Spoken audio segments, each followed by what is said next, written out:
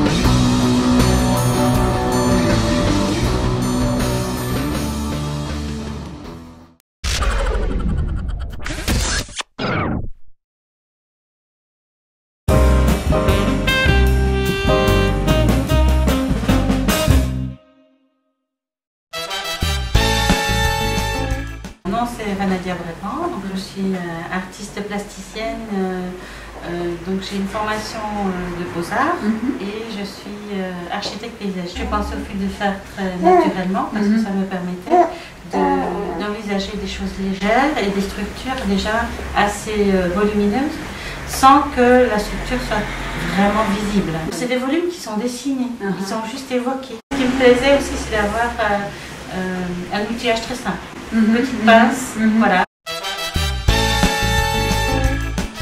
J'ai continué en fait à travailler le fil de fer, mais d'abord pour acquérir une méthode et une technique. Donc tout simplement, j'ai reproduit des objets anciens. Pendant un an, j'ai pris le temps d'observer, de reproduire et donc du coup d'acquérir ma technique. Au départ, pour m'aider à avoir cette création, parce que les premières idées c'est pas toujours évident de les avoir, j'ai simplement repris toutes les connaissances que j'ai sur les trois artistes qui me plaisent énormément. Donc il y a Giacometti que j'aime beaucoup, il y a Gustav Klimt. Et évidemment, il y a Calder, Alexander Calder, qui est lui l'artiste qui a travaillé le fil de fer. Donc avec ces trois artistes, j'ai pu aller plus loin dans l'imagination et exprimer ce que j'avais envie d'exprimer, qui était plus personnel. Vous avez beaucoup de formes d'anges, des formes de bustes féminins. Alors oui, c'est plutôt des personnages ou des êtres qui sont entre deux mondes. Voilà, c'est ça qui me plaît énormément. Donc ça peut être entre le milieu végétal et animal, voilà, toutes sortes de domaines. Au niveau des personnages, j'ai cette particularité de travailler à partir du visage du personnage, donc pas à partir du haut. Donc c'est de l'improvisation ce que je fais, donc je n'ai pas de dessin préparatoire. Donc je pars de ce visage m'inspire quelque chose, une histoire, un volume, et je descends jusque dans le bas, jusqu'au bout de mes fils. Et justement, votre inspiration, vous la trouvez où? Dans votre atelier, en vous baladant dans la rue? Ah ben c'est à chaque instant. À chaque instant, à chaque instant. Disons que j'ai cette impression d'être toujours habitée, du lever jusqu'au coucher, peut-être même les rêves peuvent très bien y participer, mais c'est vrai que dans la création, on y met son âme, on y met sa vie, on y met tout ce que l'on est, tout ce que l'on a vu et rencontré. Voilà. Non, je pense que nous, on a vraiment un rôle à jouer dans ce monde, mais nous ne sommes que des transmetteurs. Nous ne on va pas transformer ou sauver le monde, mais on va participer voilà, à l'amélioration de ce monde.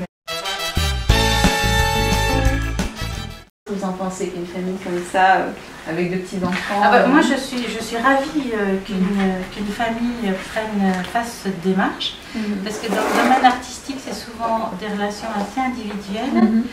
Enfin, du moins ici en Occident, ce que je remarque, c'est qu'on a affaire à des collectionneurs qui sont passionnés. Et j'ai l'impression que c'est toujours une relation individuelle avec l'œuvre. Or, cette œuvre, elle va être placée dans un lieu qui est communautaire, une famille, même dans une société ou n'importe. Et donc l'œuvre, elle est là pour un couple de personnes, elle est là pour être partagée. Je trouve que c'est très intéressant que vous fassiez cette démarche parce que ce n'est pas une démarche évidente pour des familles d'apprécier les œuvres. Oui. Parce qu'on est tellement pris par les enfants. Voilà. Et je crois que c'est la même richesse que quand on va à la campagne et qu'on découvre, on fait découvrir aux enfants les beautés de la nature, les petits insectes, etc. Et il y a aussi cette beauté que l'artiste peut transmettre. Voilà. Très bien. Bah, merci beaucoup, Vanessa, pour votre temps. Et puis bon, on espère vous voir sur notre site internet très bientôt. Et voilà. Merci beaucoup. Merci.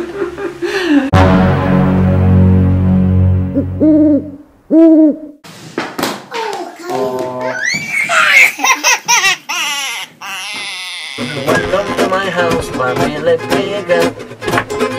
Welcome to my house, family. Welcome to my house. Welcome to my family bigger. Welcome to my house, family bigger.